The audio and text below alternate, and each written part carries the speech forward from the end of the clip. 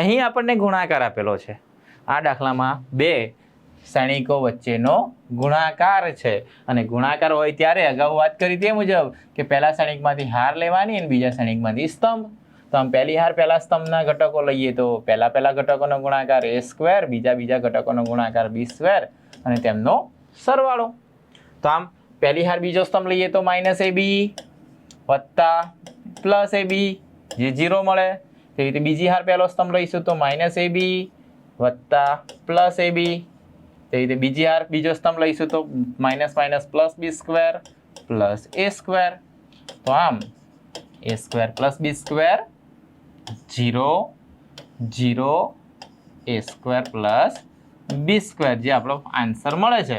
અહીં આપણે a square +b square બધા શ્રેણિકમાં દરેક ઘટકમાંથી કોમન નીકળી શકે છે. તો a square +b square common કાઢીને જે શ્રેણિક વધે જે 1 0 0 1 છે જેને આપણે એકમ શ્રેણિક કહીએ છીએ. તો આપણો ફાઇનલ આન્સર આપણે આ રીતે પણ લખી શકાય a square +b square into i શ્રેણિક. બરાબર છે, i એકમ શ્રેણિક કહીશું. બરાબર છે.